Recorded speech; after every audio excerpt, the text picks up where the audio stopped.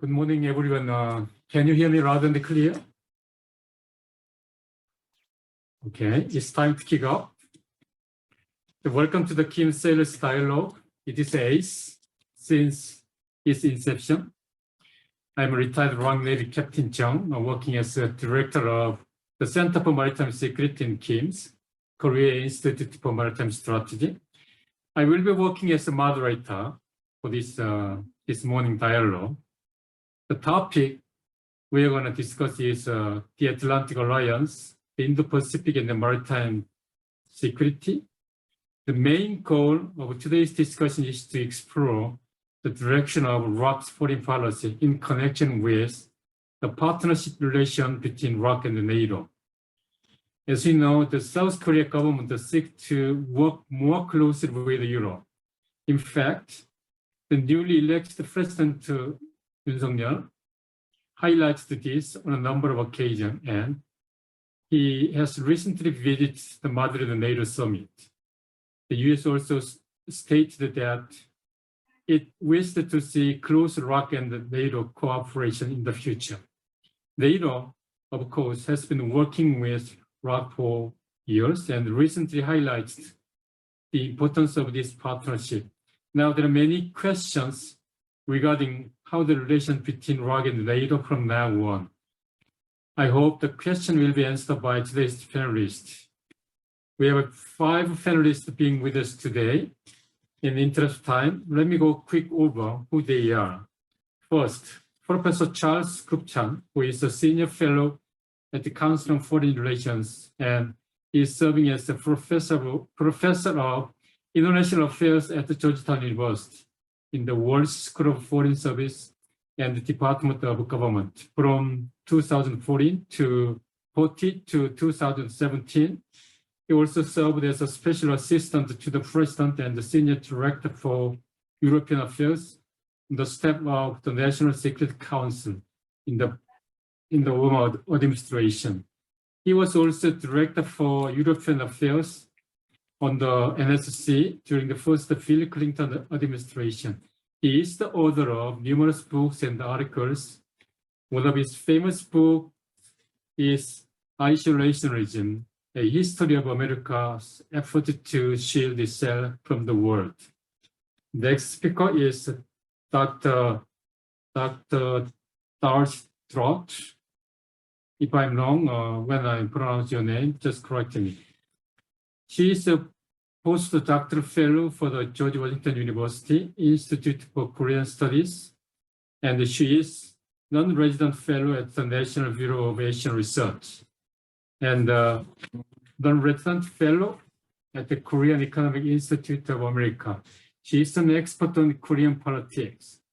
She has previously held research positions at the Yonsei University, Pacific Forum, and the Council on Foreign Relations and International Organization of Migration Research and the Training Center in South Korea. And Dr.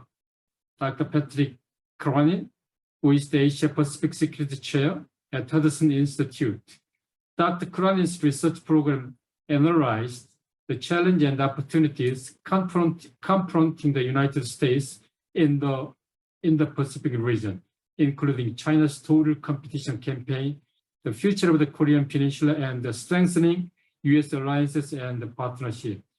He was a previous senior advisor and the senior director of Asia Pacific Security Program at the Center for New American Security.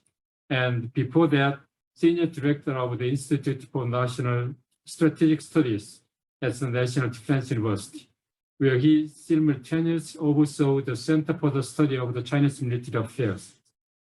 Professor Sangtu, who is a professor of Area Studies and the director of Center for Advanced Research in Integrated Future Society at Yonsei University. He received his PhD in political science at Free University of Berlin. He has served as a chair of Research Committee in International Political Science Association, director of Yonsei Seri EU Center, and president of Korean Association of Slavic Studies. His main research interest is comparative and regional politics, and specifically European politics. Professor Wooseon, who is a professor at the Korean National Diplomatic Academy, belonging to Ministry of Foreign Affairs. Prior to his current appointment, Dr. Choi was an assistant professor in the School of America and International Studies at Ramapo College of New Jersey. His publications include Scenarios of Military Conflict in the Taiwan Strait, China's Naval Power and US-China Competition, and more. Dr. Choi received his PhD in political science from the University of Chicago in 2005. That's it. As may be expected, you can enjoy economic freedom, meaning non-attribution policy can also be applied to today's discussion. And there are chatting box, which is open to all audiences for the questions and the comments if they want. And we are going to have two presentations that will be delivered by Dr. Charles KUPCHAN and Darcie DRAUDT, respectively for 12 minutes, but you can have even 15 minutes. So Dr. KUPCHAN, the floor is yours. Thank you very much, Mr. Chairman, for the warm welcome, and thanks to Dr. Kang and the others at the Korean Institute for Maritime Strategy for putting this program together and bringing us together at such an important moment, not just in the evolution of security in Northeast Asia, but obviously in Europe as well, given the war that is raging in Ukraine in the aftermath of Russia's invasion. I'm going to break my comments into two broad categories. First, I want to talk about NATO as a collective defense organization and its merits and strengths, completely separate from the Asia-Pacific and its potential involvement in that region. And then I'll switch in the second half of my remarks to some thoughts about NATO lessons for South Korea, potential engagement of NATO and NATO members in Northeast Asia. In terms of a deepening understanding of NATO, its evolution, why collective defense emerged as the strategy of choice in Europe, I think there are two overriding considerations. One is the notion of an attack on one is an attack on all, that a member state enjoys the protection of all other member states. That's one of the reasons that today we see Sweden and Finland departing from decades of neutrality and non-alignment in favor of membership in a military alliance. Their calculation is that they are much safer in NATO than outside NATO, because Russia calculates that if it attacked Finland, it would be defended not just by Finland, not just by friends of Finland, but by the entire NATO alliance, which have a treaty-based obligation to come to its defense. And NATO takes explicit measures to make sure that collective defense operates. So, for example, during the Cold War, it put American troops on the front line in Berlin, so that if there were an attack against West Germany, Americans would die. This was to counter what's called decoupling. And the counter effect of decoupling is to strengthen deterrence. Because if, in fact, an attack on one country means an attack on all countries, that attack becomes less likely, given that NATO can confront aggressors not just with a countering coalition, but a preponderant countering coalition. And then the second real asset of collective defense is that it expands the definition of national interest. It extends it beyond national boundaries. It creates a sense of collective identity and moves the sense of collective defense from shared interests to shared values. And I do think that today, if you talk about American identity and how Americans would understand an attack on the United Kingdom, or an attack on Germany, or an attack on France. This would be an attack on the United States, not just on a country that's thousands of miles from America's borders. And that's the kind of sense of we-ness, of shared identity that comes through long-term investment in collective defense. Second point, let me touch on, is the merits of institutionalized multilateralism.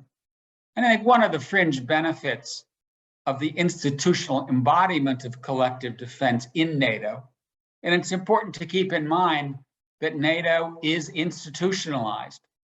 There's a NATO headquarters, there's a SHAPE military command, which is separate from the NATO headquarters. It is staffed by an international secretariat as well as delegates from individual countries. That creates a foundation for a whole set of societal acts of integration that have transformed what I would call intergovernmental relations to supranational collective relations. I can't even begin to tell you how many side bodies there are: the German Marshall Fund, the French-American Foundation, the Ditchley Foundation. These are in some ways extensions of the NATO alliance, and they create knock-on effects where they engage people like myself or Patrick or Darcie that are not members of the military, but we become involved in this transatlantic space because of the deeper societal knock-on effects of the creation of multilateral institutionalized collective defense. NATO has also provided a great forum for cross-service planning and operations. There are not just members of all of NATO militaries literally sitting shoulder to shoulder, or in the case of NATO headquarters, civilian members of the International Secretariat working on a daily basis. There are also members of the US Navy, the US Air Force, the US military. This provides the ability for planning and cross-service dialogue in a way that is very difficult to come by. And I think two other fringe benefits are we move from shared interest to common cause, right? It's important to stress that only in one moment has NATO ever invoked an Article 5 collective defense provision, and that is in response to 9/11. NATO invoked Article 5 and then stood up a mission in Afghanistan, which has nothing to do with the defense of Europe. NATO invoked it because of an attack on 9/11 against New York and against the Pentagon. And that gives you some sense of the degree to which NATO has emerged from a traditional collective defense organization with clear territorial boundaries into something that is really more about common cause, defending shared values, defending common interests and values, not just territory. And then finally, NATO has played an important role in easing tensions among its members. It's important to keep in mind that NATO was born with French unwillingness to let West Germany rearm. And that's because in the bitter years after World War II, the French wanted nothing to do with German military force, nor did other West European countries. Europe allowed German rearmament and began a process of reconciliation with Germany, in part because it was embedded in NATO, in part because it entailed an American security guarantee that made Europe safe for German power. And that was really critical to the process of reconciliation, the accounting of history that has enabled Germany to live comfortably alongside its neighbors. It's safe to say that throughout Europe now, the concern is too little Germany, not too much Germany. We Americans, the French, the Poles, and others are happy that Germany is finally spending more on defense because it will be seen as an investment in collective security. One final comment about the merits of NATO and institutionalized multilateralism. The alliance has provided remarkable continuity across decades. Most alliances disappear when the threat that led to their creation disappear, not NATO. NATO adapted, it went out of area, it expanded, it incorporated cyber defense. It has now led to the creation of a US-EU Trade and Technology Council, which isn't part of NATO, but creates new linkages between NATO and the European Union. And I think it's safe to say in the onset of the digital era, where cyber governance, where the question of what to do about pandemics, what to do about trade with Russia, all of this is becoming more and more a security issue. NATO, the EU, perhaps new transatlantic fora are being created to adapt. Let me begin to conclude with just a few thoughts on NATO and its role in the Asia-Pacific. NATO, obviously, for the first time in its history, has identified China as a systemic competitor and has begun conversations internally about how to deal with the rise of China. NATO has partnership activities in the region. Those partnership activities are important in sharing training and best practices. I do not expect to see NATO begin to take on a role in the Asia-Pacific. That is to say, to extend operations as NATO. I think individual members will send various kinds of military capability to the region. We already see European countries engaging in naval activities, freedom of navigation in the South China Sea. I don't really expect to see NATO go beyond that and show up as a organization, as a collective defense organization in the region. But I'd be interested to hear what Darcie and Patrick have to say about that, who follow the Asia-Pacific more closely than I do. Clearly, NATO members will maintain close consultation on China, how to respond to Chinese growing ambition, how to respond in the technological sphere with limited decoupling on semiconductors, on Huawei, and other areas of sensitive technology. But this is not going to be an easy conversation. I think there are asymmetries that evolve from America's much greater strategic exposure. I think there are differences of opinion about how much decoupling is enough. And it's important to keep in mind that Germany and other European powers have extraordinarily high levels of investment with China, especially in the manufacturing industry. And I also think it's important to keep in mind that Europeans are now very comfortable with their partnership with the United States. But every time I go to Europe, they ask, how long is this going to last? Is America first going to return? Is Biden going to lose the House in the midterms? And are we going to see a return, a resurgence of America First Republicans? And what does that mean for European security? That leads inevitably to a European hedging strategy in which they hope that the partnership with the United States remains intact for the foreseeable future. But because they're not sure about American politics, they're also keeping an eye on the relationship with China. My final comment, impact of the war in Ukraine and the issues to keep an eye on. Clearly, the war in Ukraine has slowed down the pivot to Asia.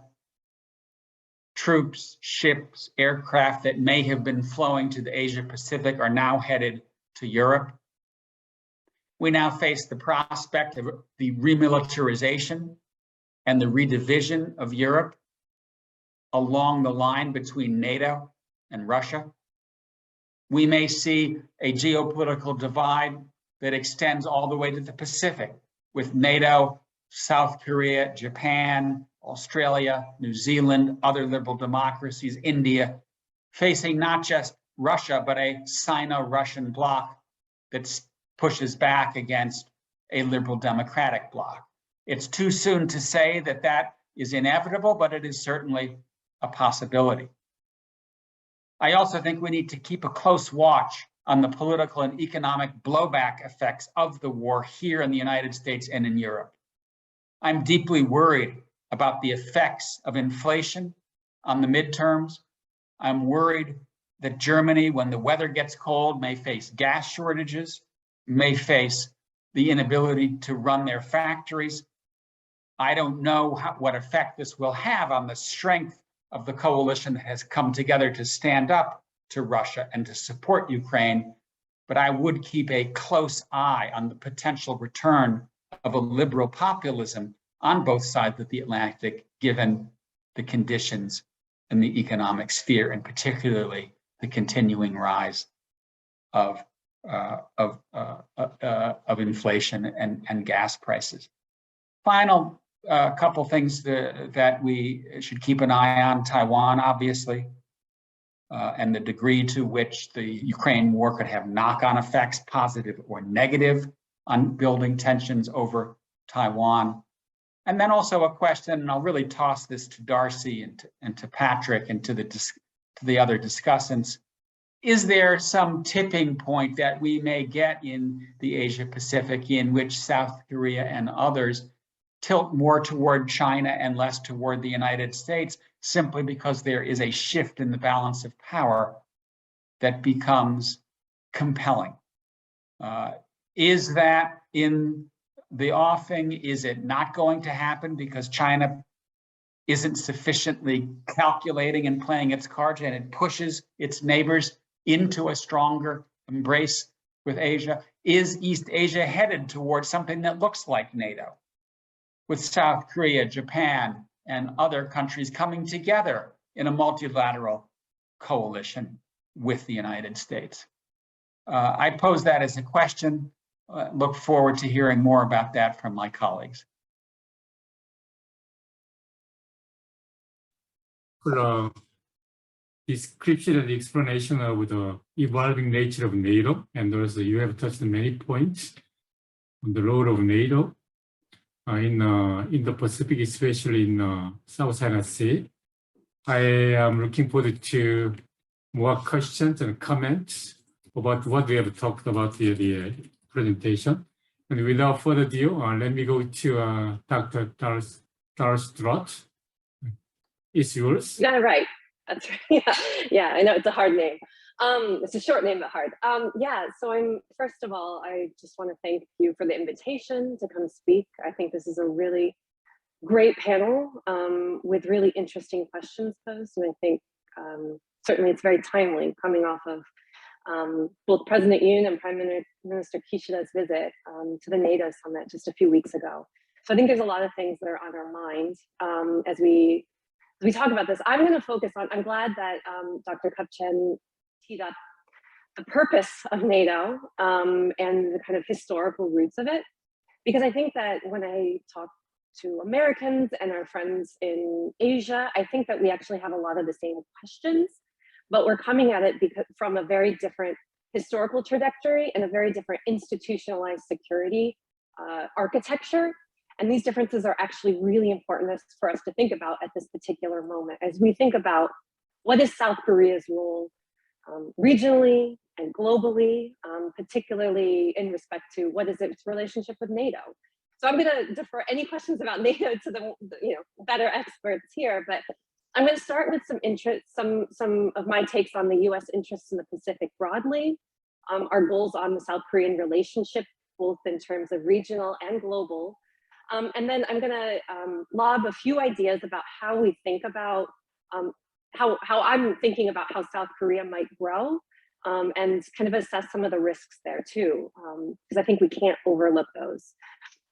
So first, as far as the US interest in the Pacific is concerned, certainly we've been talking a lot lately about Europe and Russia, but we can't forget to the Pacific side of these equations. Russia, is also a Pacific country, and certainly we have a lot of interest and concerns about China as well. And all of these have implications for economic, humanitarian, public health. You know, these are all, as we've learned the past few years, so closely intertwined. It's certainly not it can't be a coincidence that we have heightened security concerns as we've seen economic and public health conditions deteriorate over the past few years.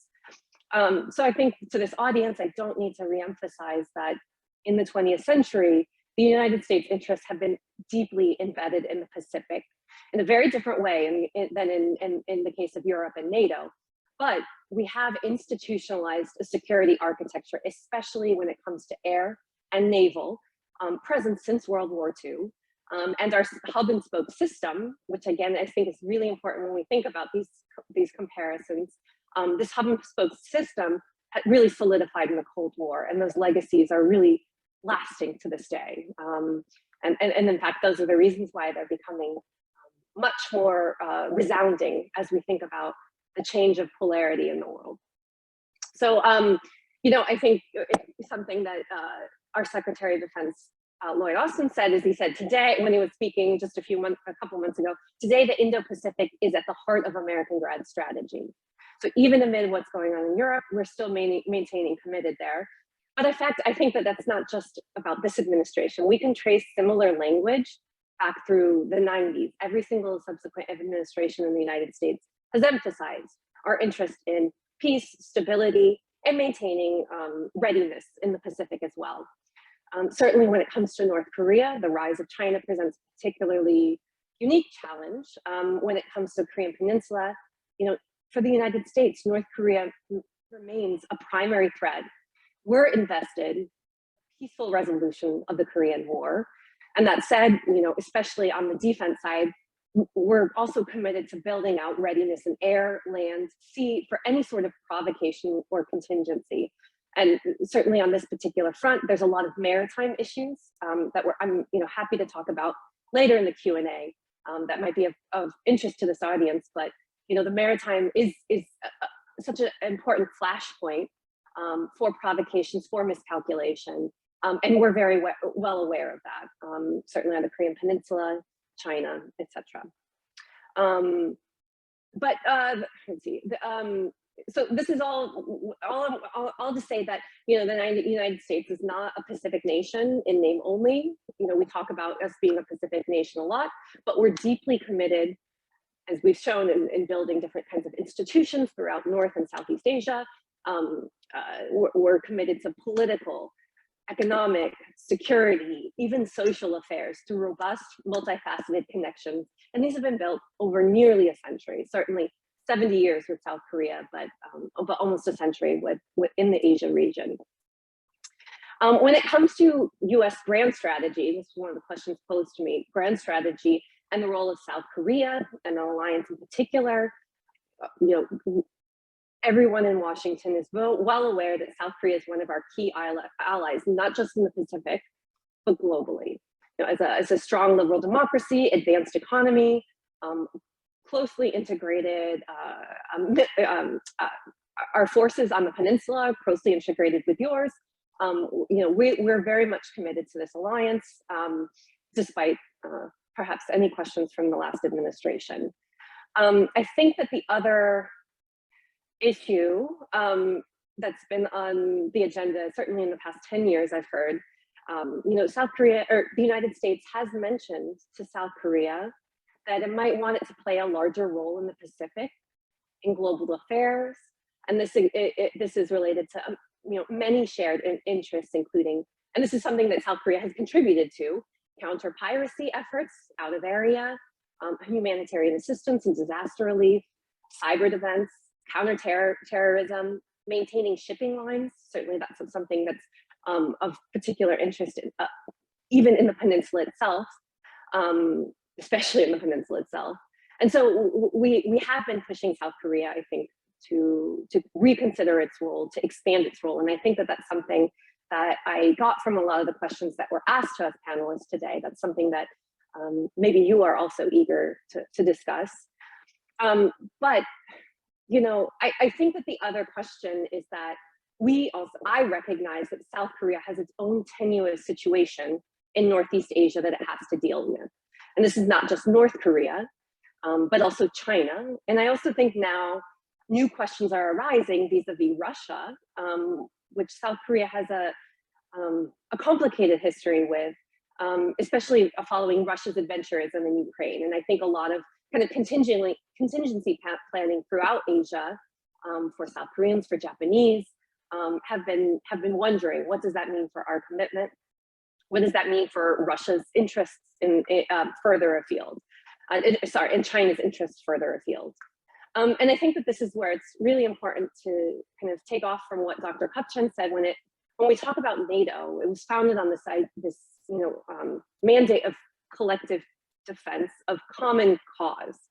And I think that's something that's really so different about how we see our allies in Asia, and I think how, more importantly, how the allies are seeing their interests and their threats. So the idea of a common cause is very different when we talk about especially our trilateral relationship with South Korea and Japan. And that's something that's obviously been at a lot of our discussions just over the past few weeks, certainly since President Yoon came into office. There's a question about what does that mean? But when we talk about these two multilateralism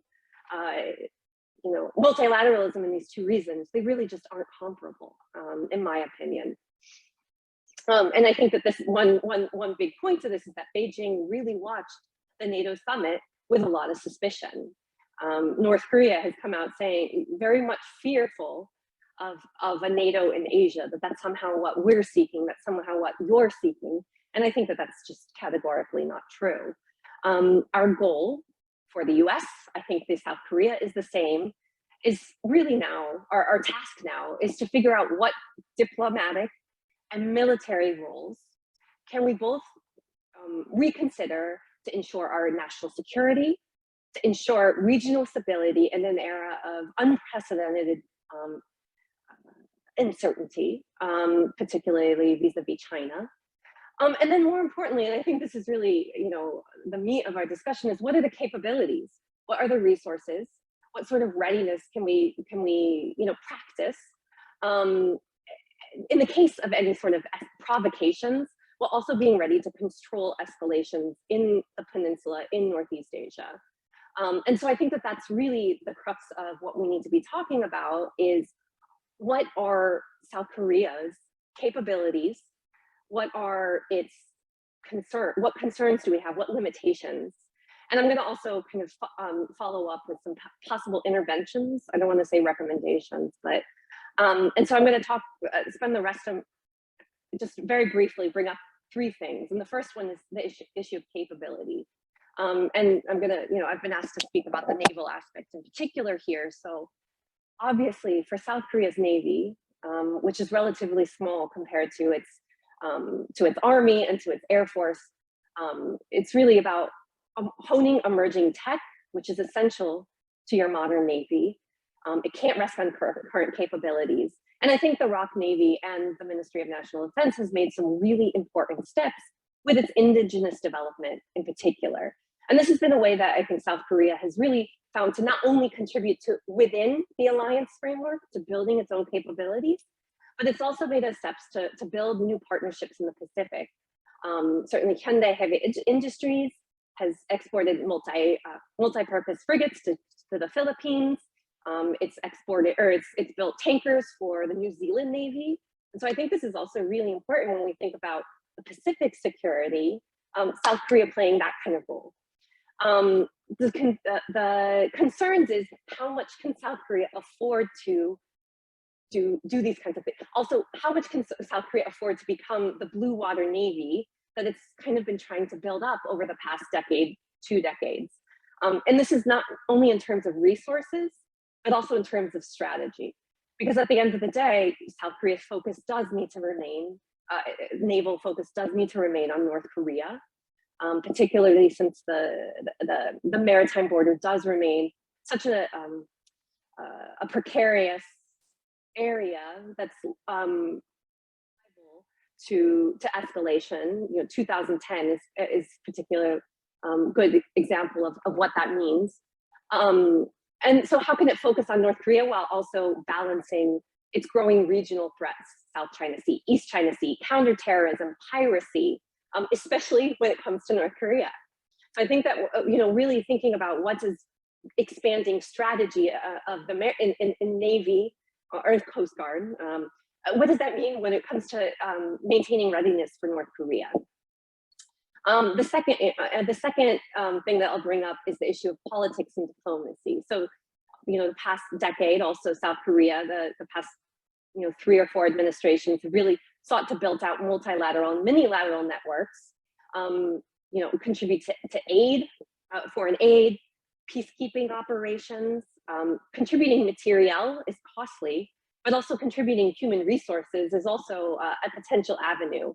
South Korea has sent engineers, medics, other sorts of planners out of area. And so I think that that's another area where South Korea can play a global role. But, a concern here is tempering signals. So what does participating in NATO now, NATO-like operations, AUKUS, the Quad, what is that message is that sending to South Korea's big neighbors, meaning China and Russia? These are potential adversaries. Dr. KUPCHAN brought out the question of at what point would South Korea lean toward China? And I think the past, certainly since 2014, 2016, South Korea is not willing to do that. I think the Yoon administration in particular is not going to do that. But that is a question, we want to be careful that you are not sending the wrong message as well. And so the final thing that I'll bring up here, and I think this is something that needs to be discussed more seriously, and it's not, and this is a question that was posed to me, and I'm glad it was, is the question of demography. So South Korea, like Japan, like Northern Europe, and in fact, like the United States as well, is facing demographic decline.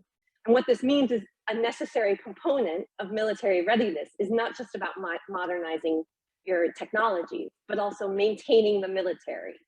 So now you have a declining birth rate. You're already struggling to staff your military. How can we best maintain those forces? And this is particularly the case for conscripted military like South Korea. How can we ensure all servicemen can contribute, can serve the best they can? And I think that this is obviously a really big hot topic in South Korea now, is the culture of the military for commissioned, for non-commissioned officers. Accounting for cultural and social changes among the younger generation is obvious, has been part of this presidential election that is really pushing this to the fore.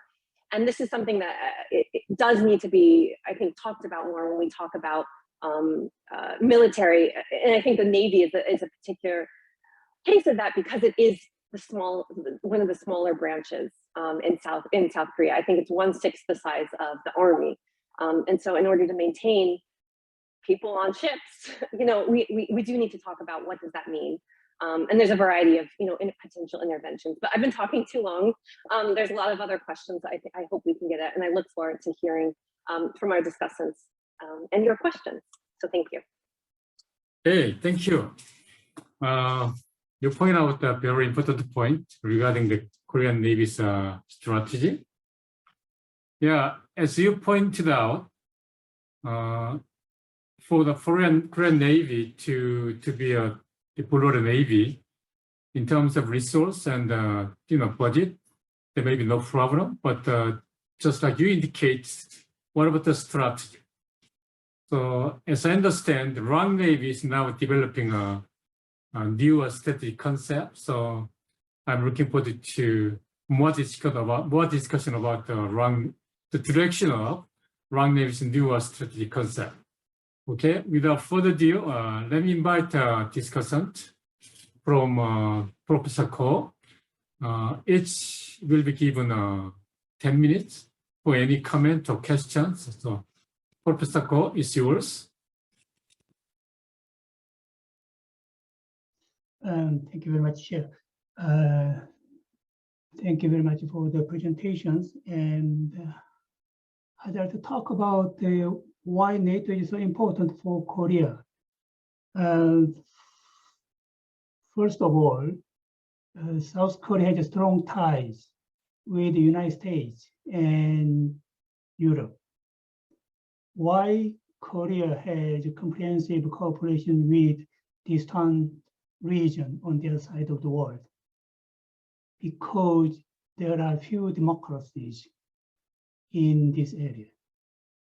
According to the democracy index, there are only 2 full democracies in Asia, Korea and Japan.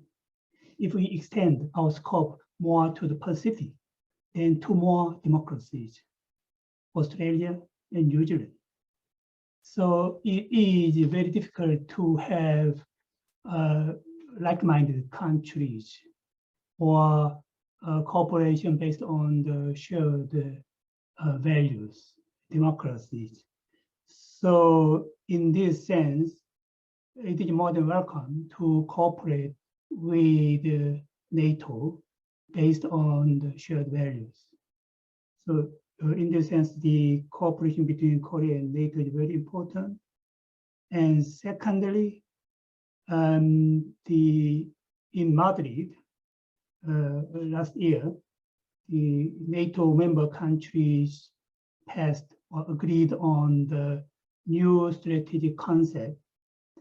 According to this new strategic concept, 2022, the Russia is the direct significant threat.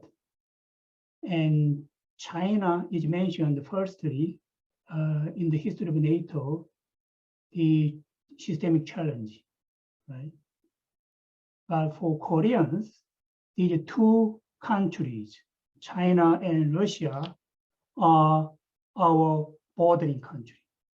So we are facing the direct security threat according to the definition of the NATO. So Europe has only 1 direct threat, Russia, and China's threat is very indirect. But for South Korea, we have actually 2 direct threat or challenges. And furthermore, and China and Russia conducted many times joint military or naval military exercises in East China Sea, near Shandong Peninsula, and near Vladivostok.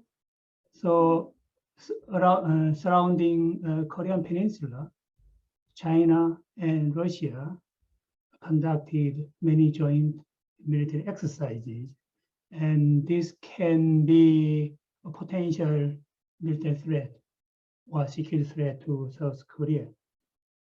And the one more point is, I think Korea needs security diversification because the US hegemony has been challenged and it is weakening. And furthermore, the Trump phenomenon showed that the US can, in the future, US can give up hegemony, global hegemony. It means the US troops in Korea can withdraw in the near future. So to prepare for this potential security uncertainty, we need to extend our security alliance or cooperation. Regarding security cooperation, there are 2 security diplomacy. One is alliance cooperation, the other one is partnership cooperation, right? And the Korea-US alliance is very important for us, very significant. It should be strengthened, and it is pivotal for us. But in addition to that, as I said, we need more partnership cooperation. So in this sense, NATO is very important for our partnership security alliance or cooperation, and US, Korea, Japan cooperation is also important.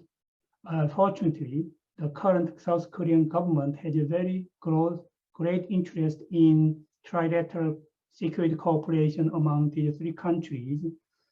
And we need to enhance or promote our corporate partnership with Australia, New Zealand, right? So in this sense, the cooperation or in security cooperation in maritime area is very important. We need more port call in Australia and New Zealand. We need more joint military exercise with these maritime countries, etc. So the Dr. KUPCHAN said the NATO, the main characteristic of the NATO is institutionalized multilateralism. But as I said, in Asia Pacific or Indo-Pacific, there are only few democracies or few full democracies. It is almost impossible to institutionalize the multilateral security cooperation, security alliance based on shared belief or shared values. So in this sense, we need more loose networking security multilateral arrangements. So that means a Quad, AUKUS, or as I said, trilateral corporate partnership cooperation among US, Korea, Japan, etc. Those partnership or security partnership is very needed in addition to the Korea-US alliance. And lastly, I am worried about we have a dilemma between US and China. United States is our security ally, but also China is very important economically. 25% of our trade is with China. And as Dr. DRAUDT mentioned, Korea has a very tenuous room for maneuver between US and China. So my concern is if we enhance or promote the cooperation with NATO, and this can cause or it looks like a provocation to the China, right? The China opposed the participation of the South Korea in the NATO, right? Our president visited NATO summit in Madrid, and China opposed this visit. So in this sense, how can on the one hand, how can we promote our cooperation with NATO? On the other hand, how we can avoid the provocation toward China? It is my concern.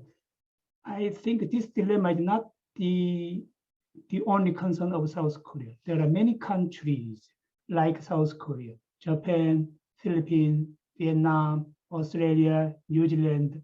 All these countries has security cooperation with the US and economic cooperation with China. So we have to think about how to solve this dilemma for all these countries. Thank you very much. Okay, thank you for your wonderful comment and your views on the role of NATO and also the current situation we have in the Pacific area. Okay, let me go to another expert, Patrick CRONIN. Are you ready? It's yours. Yes, Captain Chung, thank you very much. Two great presentations and some great comments there from Dr. Go as well. Let me pile on with some other comments and maybe direct a couple of questions finally back to Dr. KUPCHAN and Dr. DRAUDT. One of the questions on the program here is how to set up a favorable maritime environment. And so one of the first places that the ROK Navy will have to start with is to make a compelling case for what is most important for favorable maritime environment for South Korea. And not just an argument to this group, but really an argument to the South Korean people on what is most important. Because obviously the day job of deterring North Korea will not go away. And while other crises arise, both in the region and globally, North Korea is likely to try to take advantage of the opportunity that might arise. So you're thinking about the sinking of the CHOI, you're thinking about the special operations that could strike the Navy in port. Think here from the lessons of the Americans, the USS Cole, caught napping, in effect, is something that North Korea would be looking to do in relative peacetime. And then, of course, they're trying to acquire a sea-based ballistic missile capability that would give them a greater certainty or possible, capability for second strike, and therefore more deterrent power from outside intervention. So those issues just from the North Korean naval capacity will be growing in the years ahead. And now you add on to that the fact that the Chinese, the PLA, are engaged in what has been called, it was called by the Deputy Prime Minister of Australia this past week, for instance, but also the Secretary of Defense, the largest military buildup since World War II. And it's really led in many ways by the Navy and the idea of becoming this great maritime power that Xi Jinping wants. We saw this with the launching of a third aircraft carrier. Well, it's just the launch, it's not yet operational fully. That takes several years. They still have an advanced air wing to build and prove that they can fly with catapults and do joint operations. All of that's true, but what is clear is the commitment of resources and the rapidity, the speed with which the Chinese are able to build these forces. That's going to change the local maritime balance of power around the Korean Peninsula, in the East China Sea, in the South China Sea, and beyond. And it will very much affect South Korea's key ally, the United States, which to project power depends very much on naval and air force forces. And if those forces cannot credibly pose a capable threat, then deterrence will be weakened, and our ally in South Korea will not be reassured.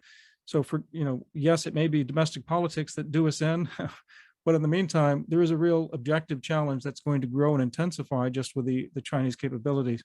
So what is that favorable maritime environment? What is it going to take to deal with it from the ROK Navy's perspective? There are a lot of local issues that have to be dealt with. That in part weighs down the ROK Navy in terms of thinking globally and thinking beyond, but I don't want you to think too narrowly. I mean, I think this whole discussion is fantastic because it's so important for a top 10 country like South Korea to think globally. And there are huge opportunities, even by limited cooperation with other like-minded countries in Europe and elsewhere in the world. So this is still a great opportunity, but we do still have to think about the budget, the size, things that Darcie was talking about. I mean, we're thinking about precision-guided munitions becoming depleted in weeks in a war in Ukraine. Well, ships can be depleted very quickly. And while South Korea has a better shipbuilding capability than most countries, the reality is that, 30 days into a conflict, you can be missing all of the things you started with and that you assume that you might have to deal with in a conflict. So these things have to be protected. And that takes me to sort of the lessons so far of Ukraine, the Ukraine war. These are lessons that are going to be growing over the next several years and really need to be cooked in part of the alliance infrastructure. And I think discussions with Europe, as well as with the discussions with the United States, with Australia, with Japan, in terms of how to adapt to what is clearly going to be some of the most urgent military, diplomatic, economic, informational lessons that come out of this current conflict. I know one of the issues that we saw with the leaders and the Indo-Pacific leaders joining the Madrid summit in embracing the strategic concept is this idea that Europe and Asia is indivisible. That's not quite true, but they are interconnected. And I think that's the real point here. So deterring war in Asia indeed is going to hinge on not letting things break Russia's way. But there's a lot of room into determining what does that mean. We certainly have no interest in a protracted war, but we certainly don't want it to be seen that aggression is something that pays, because that could embolden North Korea, China, and others that will affect South Korea more directly. But you know, there is the difference in geography that is so obvious here, and China would love for the United States to be divided and overstretched. We don't want the ROK Navy to be overstretched either. We don't, and so that is an issue that is a problem. Dr. KUPCHAN underscored that reality, that this is a challenge for the United States. But Moscow would love to divert attention away from the Ukraine war. And I think one of the reasons why they're so active in their naval exercises right now, this week in Pacific waters, is because they do want to say, you know, hey, focus over there in Asia. That's supposed to be your priority anyhow. And the Chinese are saying, well, look, America is overstretched. It really can't be equally in both places. Now, I'm not quite as worried about the 2 destroyers going to Rota, Spain, as sort of overstretched, but a protracted war, a lot more resources having to go into the Ukraine war over time. Yeah, sure, that's going to definitely divert, you know, more than we thought from the Indo-Pacific. Some of the military questions that are rising from this war, we see in my discussions with Taiwan leaders, and how what they're drawing from this is very instructive. So the first 4 things that they say matter: force protection, where they're producing their advanced missiles and electronic systems that go into their missiles and into their systems must be protected. They have no defensive sort of depth either in Taiwan. So they really have to protect those as critical infrastructure. Well, South Korea has a little more strategic depth, but not a lot more. And it can offshore more, but nonetheless, it's going to have critical targets that if it's going to have to punch out more sort of not just semiconductors, but more missiles and more specific high advanced systems, those are going to be in short supply if you can't manufacture them. The asymmetric forces that are coming to sort of light, Taiwan is waking up to the idea that light and mobile and relatively inexpensive, the anti-access and area denial capabilities that China's been building can actually be useful. They don't have to have just the biggest platforms. So there's traditionally always a competition with, saying, keeping up with Japan if you're in Korea, but also wanting to be interoperable with the Americans, with the most advanced technology. And the Americans sell that very much to South Korea as a leading reason to buy the F-35s and most expensive systems. But there is clearly a role for asymmetric forces as well, you know, in the drones, you know, in some of the anti-ship missiles, including the one that has struck the Russian Navy in the Black Sea. These can be useful forces. This counter-strike capability, by the way, is going to be important. Taiwan's thinking about that. If you're thinking about Japan and what the new substantial increase in defense budget that Prime Minister Kishida has promised will go toward, more than anything else, it will go toward a new counter-strike capability.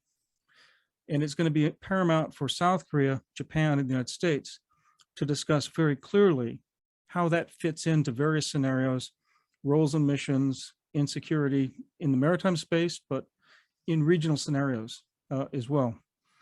The C4ISR is critical, and that's where you get into really situational awareness, targeting, the ability to protect your forces and your capabilities are all going to be critical for this information. And I think, you know, the demonstration in Ukraine of the will to fight, the discipline, the training, the resolve, all of those are intangibles that are going to be very important as well. I think South Korea in general has them, but South Korean society, like American society, doesn't understand sort of these hardships. We all wonder whether, how the Ukrainians do it. I mean, in terms of, it's a matter of survival, but it's a matter of survival that is made possible because they think the Americans, NATO, will be there surging behind them, not with boots on the ground, but at least with weapons, with political support, economic support, and more. That's going to be critical for the Koreans to know that, your friends are going to be able to be there as well in scenarios, just as they're going to be relying on Korea to provide ability to backstop through logistics, through training, through maybe non-military means as well. I want to just come back to the question that Charlie asked about the balance of power shifting here, because we are moving between both some very specific questions about the ROK Navy and some very broad but important. We don't know whether there's going to be a tipping point. That's the reality. And we know in a military sense that there is growing concern that Taiwan could be the real red line in this decade, right? So this was Admiral Davidson, the former commander of Indo-Pacific Command, testifying last year about 2027 being a window, a sort of a low ebb of a net assessment where U.S. forces are depleted and Chinese have ascended and have made enough gains to pose a much more credible military threat to Taiwan. And if there were a concerted push to do that, that would create a hugely dangerous and troublesome scenario. But Xi Jinping himself has talked about a longer term, right? So he's not set 2027 as a deadline, other than he wants the PLA to be ready because he doesn't trust them as being capable. They haven't fought wars in recent decades. He wants them to be taking advantage of what he thinks is this profound opportunity and challenge in international relations. And this is what he's spoken about. And over the next 10 or 15 years, this is when this window closes for China, right? So the middle income trap closes down here at the end of this decade. The demographics deteriorate at the end of this decade. But they also know that the Americans have been diverted. They look weak from a Chinese perspective. At least that's the narrative. There are probably mixed views on that. But Xi Jinping sees a limited window to act. And so this political will is uncertain. If he sees an opportunity, he will have a more capable China, and he will also have maybe not great certainty that in the next decade and beyond, China will be as ascendant as it is during this 10 or 15 years, where it seems to be gaining rapidly. And that's why it's so critical for the ROK Navy to be a component of regional security well beyond the North Korean issue. And that there's a great opportunity to do this. I think it comes down to the questions that Dr. Goh was talking about, the diversification.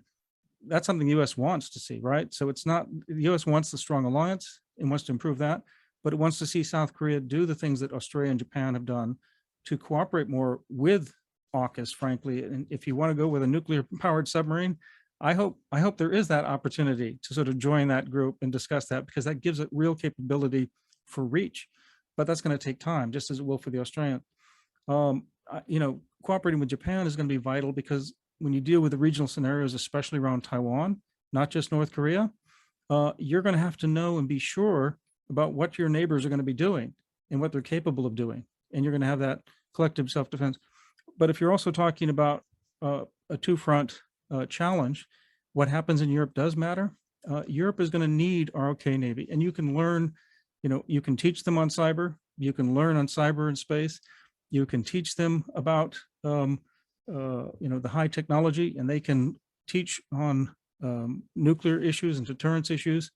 And then the fact is that the UN command on the Korean Peninsula, of course, does include a significant European footprint that overlaps with NATO and the EU in significant ways.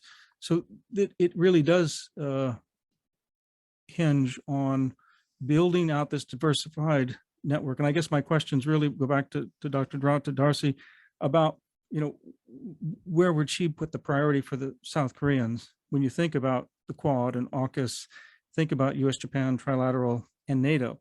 And the question for Charlie would be more, what's the best sweet spot between NATO and South Korea? What is the ripest opportunity for realistic cooperation without getting overblown in terms of thinking about too much, but being ambitious enough to say there really is an opportunity for South Korea and the South Korean Navy to help NATO and vice versa for NATO to really be something that can augment South Korean security, beyond the US-Korean alliance. So I'll stop there. Thank you. Thank you very much. Our last but not least speaker is Dr. Choi. So it's yours. Thank you for your good comments and presentations. I'd like to make a comment about the formation of multilateral alliance in the Indo-Pacific region. I agree with Dr. KUPCHAN on the merits of collective security and its institutionalization. However, when we see the Indo-Pacific region, the dominant feature is the web of bilateral alliances centered around the United States. And the formation of multilateral alliance in this region is at the very early stage now. Recent years, we are witnessing a slow emergence of a new kind of multilateral strategic cooperation, such as Quad and AUKUS. They are basically responses to the rise of China. Still, the level of security cooperation is low in Quad. AUKUS has only 3 member states, although it will work as a kind of pacemaker in alliance formation in this region. So different from Europe, we don't have a full-fledged multilateral alliance such as NATO. It should be created if it is needed. And I think that in the Pacific region, the process of formation of multilateral alliance will take long. It is because China's military threat is not imminent and limited to most in the region. And America still has great military superiority, especially in the Navy and Air Force. So many have incentives to pass the ball to others, mostly to the United States. Furthermore, geographically major countries in this region are distant from each other. If one country is attacked, most would not have a strong incentive to help the victim.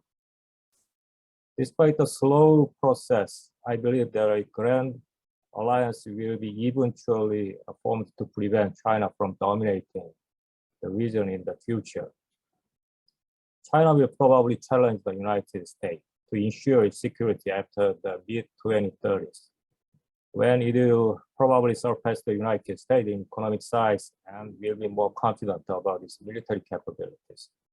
Especially China will probably deploy a dozen aircraft carriers, challenging American maritime dominance. The emergence of China as a real challenger to the regional system will create powerful incentives for greater cooperation among most of other powers in this region. Nonetheless, I think that a multilateral military alliance to be formed in the Indo-Pacific probably will be less institutionalized, mainly due to India and Russia. Both of them will want to keep the facade of independence, while actually helping the United States keep China in check. My second comment is about the effects of the war in Ukraine on US's China policy. I also agree with the prediction of Dr. KUPCHAN that the pivot to Asia will slow down because of the Ukraine war.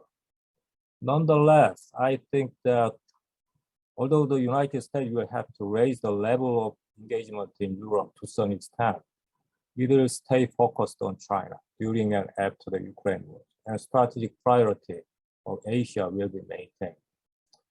The first reason why I think the United States will stay focused on China is that China is the real competitor for the United States. The United States no longer has a luxury to divert its resources to secondary theater. I think we really learned from the experiences in the Middle East. Secondly, Russia will be significantly weakened economically and militarily as a result of its great miscalculations. Galvanized by the Russian aggression, many European countries will step up their military efforts to check Russia, although there will still be incentives for bypassing among European countries due to the limited military capabilities of Russia rebuilding the world. With the greater role of Europeans in NATO, I think that the United States will be able to check Russia without diverting too much resources to the European theater. Third, I think that the critical military capabilities required in the Indo-Pacific region is naval and air power. While reinforcing ground forces of NATO to some extent, the United States will be able to distribute an appropriate level of naval and air power to the Indo-Pacific region. It will also continue investment in military innovation to overcome Chinese challenge. And I think the Russian aggression will probably contribute to the increase of American defense budget going forward. Lastly, I'd like to make some comments about why Korea should and will cooperate with European countries. Like many other countries, Korea has strategic incentives to enhance cooperation with NATO. If Europe becomes unstable, it will make it more difficult for the United States to focus on balancing China. Experiencing the Ukraine war, many Asian countries, including Korea, began to seriously think about how to contribute to maintaining stability in Europe. Korean and Asian allies of the United States have strategic reasons, as well as normative reasons in helping Ukraine defend itself. And even before the war, major European powers began to make moves to engage in the Indo-Pacific more deeply. I think that they are also thinking in the way that if the United States has difficulties in handling China challenges in the Indo-Pacific, the level of its commitment to Europe can be lower to further concentrate on Asia. And maritime security in the Indo-Pacific region is critical common good for Europeans as well as Asians. So for them, Asian stability in the face of China challenge is required to keep American commitment to Europe. So this kind of linkage between the stability in Europe and the Indo-Pacific region began to be more clearly realized by many Asian and European countries after the Russian aggression. I think that many countries in the two regions are now thinking more seriously about commonality of interest and values and synergy of cooperation. And I think that the cooperation between Korea and NATO will grow over time based on strategic common interests and common values. Deeper strategic dialogue and information sharing will be the foundation for security cooperation. More specifically, I think that in the meantime, Korea and NATO can consider stronger cooperation in the area of emerging security, such as cyber security and space security. And I think that we will need to expand our cooperation to the maritime domain awareness and logistical support and exchange of personnel. I think that another area we can develop our cooperation is in advanced technologies for military innovation. And the increasing presence of European Navy in the Indo-Pacific region will be able to enhance mutual understanding for operational procedures of each other through the joint exercises such as search and rescue exercises. And I think that the accumulation of these experiences will help develop interoperability over time. I'd like to ask some questions. My first question goes to both Professor KUPCHAN and Dr. DRAUDT. What kind of security cooperation do you think Korea can envision with NATO, especially in maritime domain at this point? My second question goes to Dr. KUPCHAN. Do you think Germany and other European allies will continue to step up their defense efforts even after the Ukraine war? Okay, thank you very much. Yes, thank you for your the very insightful comment and question. So let me hear from the first two speakers for a question he raised. So who can go first? KUPCHAN or the DRAUDT? Who will answer the question raised by Dr. Choi? Darcie, why don't you go first since I led off? Over to you. All right. All right. My answer is actually, I'm more interested to hear your answer from the NATO side of things, but I think that it dovetails a lot of my concerns and intervention, like possible interventions that I mentioned before. I think South Korea has proven itself a navy to be able to operate out of area. I think that South Korea can do so in terms of sending engineers, sending some personnel for exchanges. Obviously, now that there has been institutionalized pathways to do that with NATO's, through the existing NATO institution, I think that that's something that they can build up. Certainly for information sharing, certainly from lessons learned. On the other side, I guess I actually have a bigger question of what South Koreans want from NATO. I'd really like to hear. I mean, I hope that we can hear that from you a little bit more, because as Dr. KUPCHAN mentioned earlier, NATO has a specific remit. It's expanded certainly over the past few decades in different issue areas, and so I was wondering where you see NATO playing a role for Korea's particular interests, either at the peninsula, regionally, right? We've talked about a lot of the interests, but what would you want from NATO?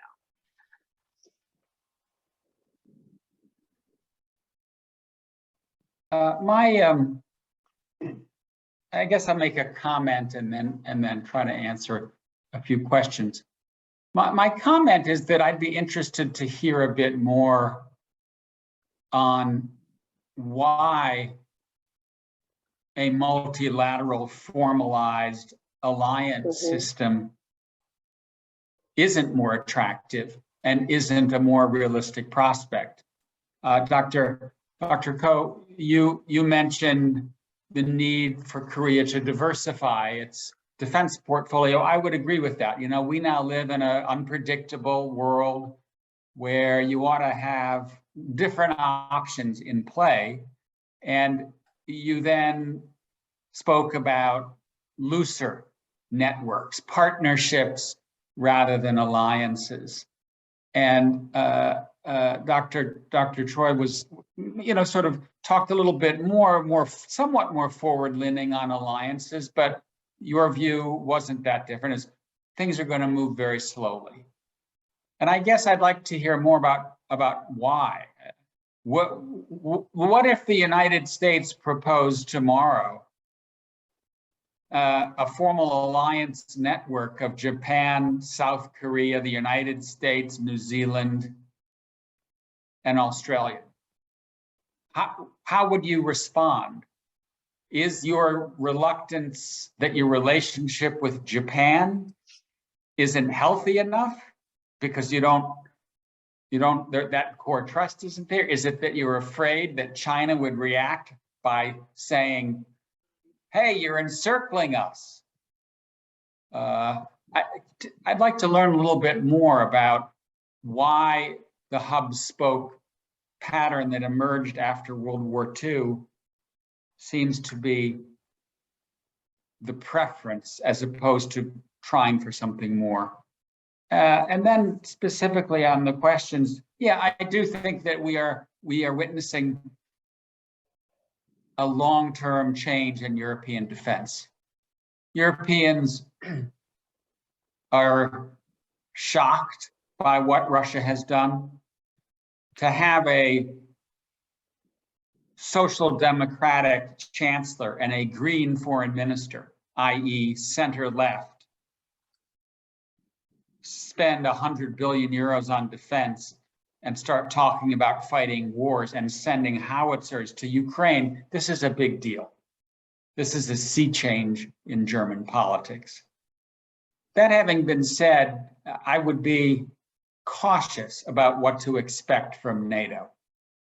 Yes, the 4 Asia-Pacific leaders came to the Madrid summit. Yes, NATO mentioned China in its strategic concept, but NATO alliance is still primarily focused on European security, and I don't see that changing.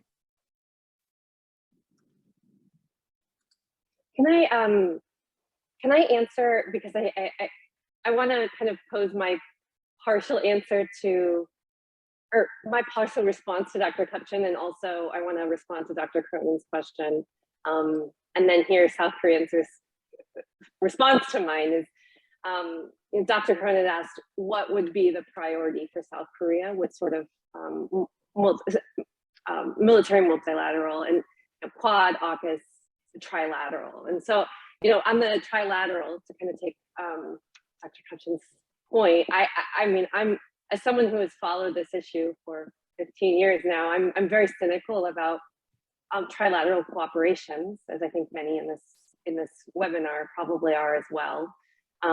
In many senses, strategically, I think that there is an argument to be made. There's complementary interest in the region. What does trilateral mean? Does that mean US, Japan, South Korea? Oh, yes, sorry, yes, yeah, US, Japan, South Korea. Now we have these 2 parallel kind of alliances.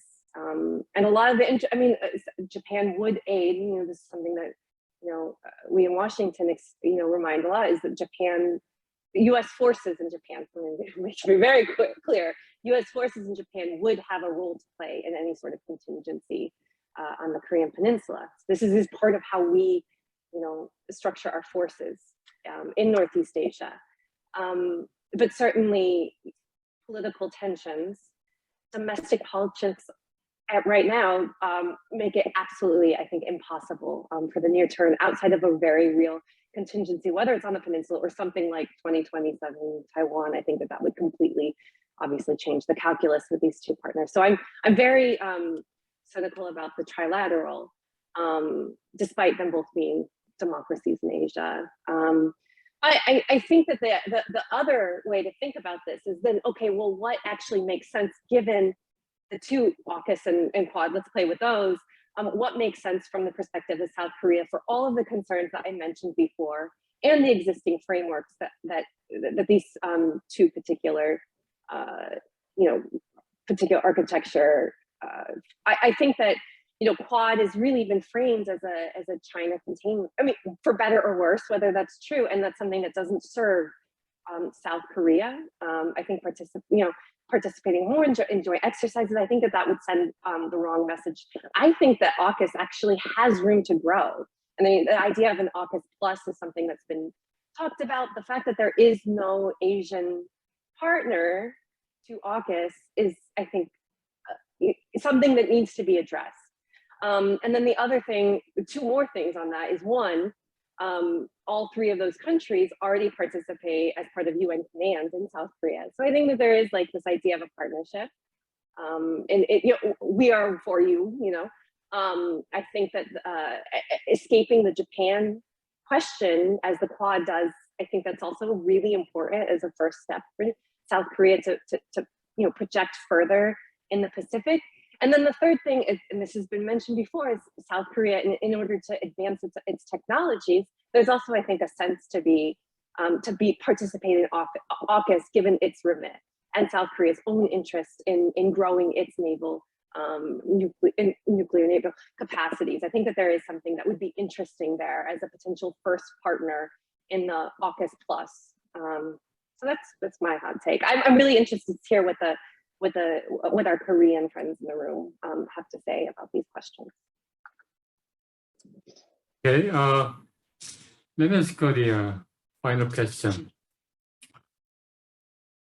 I'm very interested in what are the future role that NATO can play on the Korean Peninsula should war occur between South and North. If we look back, Korean War, it was in 1950. as you know, NATO was established in 1949. At the time, it began with 12 memberships.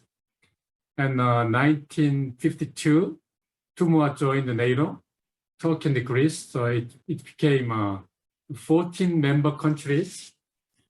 So during the Korean War, 13 countries, just except Portugal, participated in the South Korea to the defense of the ROK, South Korea.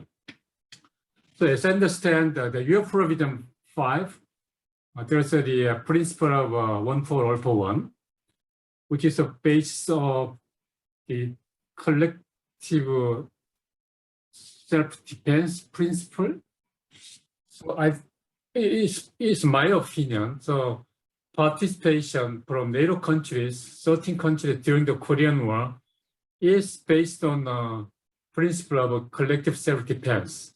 As you know, the collective self-defense or individual self-defense is enshrined in the Charter of UN, so it's quite natural and intrinsic. So anyway, the question I like to ask is, if the war between the South and North occurred in the future, can we expect the same participation from NATO membership, just like the Korean War?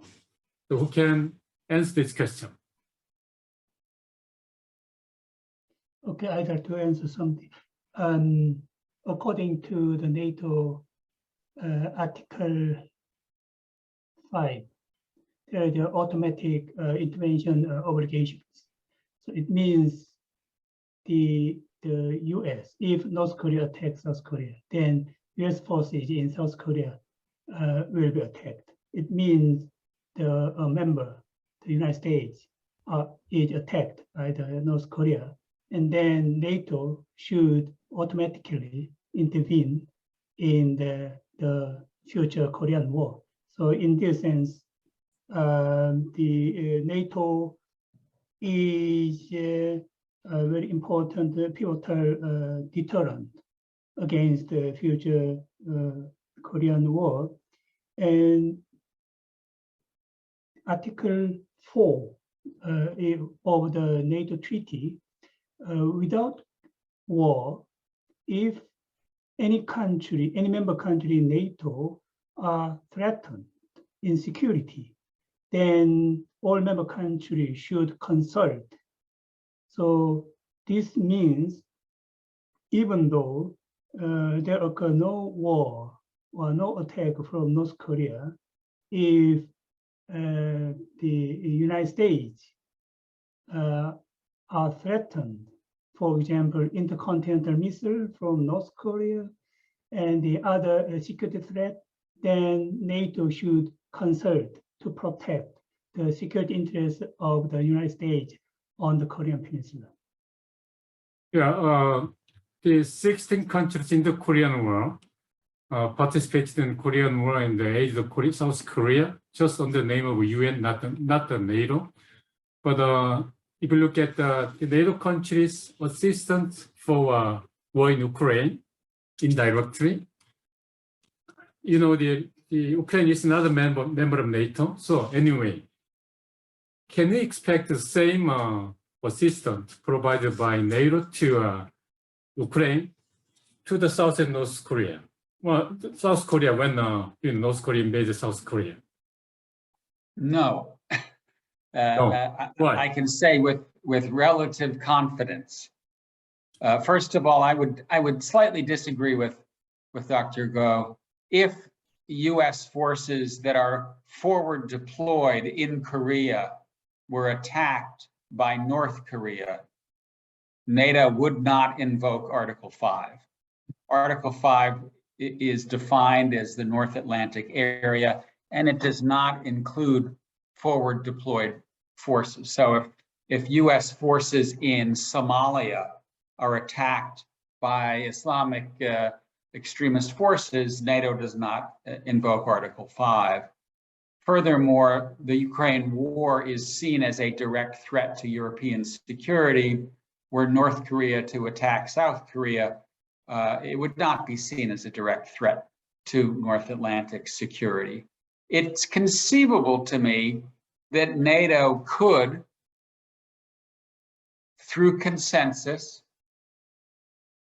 agree to provide support, logistical support, in the same way that NATO became engaged in the counter-ISIL campaign. So, for example, NATO was not involved in direct combat, but NATO AWACS were operating in Turkey and providing real-time intelligence to units on the ground in Iraq and in Syria.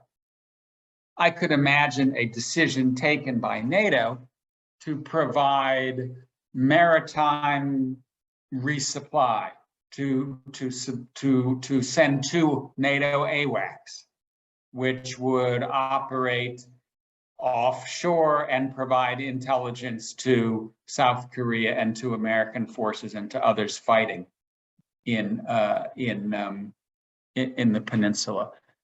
A more direct role than that kind of standoff support, I think, would be very unlikely. And I'm talking here about NATO qua NATO. Certainly, individual members would get involved at their own decision, sovereign decision of their governments and their parliaments, but not NATO as an alliance. But from the individual state perspective in NATO, within NATO, your Article 5 is mandatory or optional?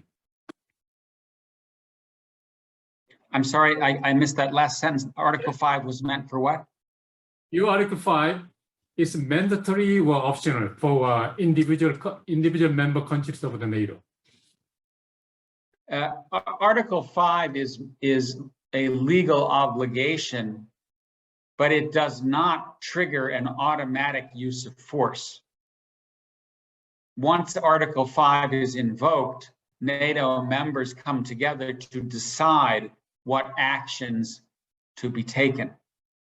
So there is no automatic use of force that is triggered. The decision could be made, as needed. For example, one of the things that we've seen that that the Baltics have complained about is if they were attacked, NATO war plans called for the evacuation from some Baltic countries, because the sense was that the best defense would be provided by withdrawing and fighting Russia on other flanks. So exactly what form Article 5 takes is determined at the time of the event. Can I jump in? Yes, please.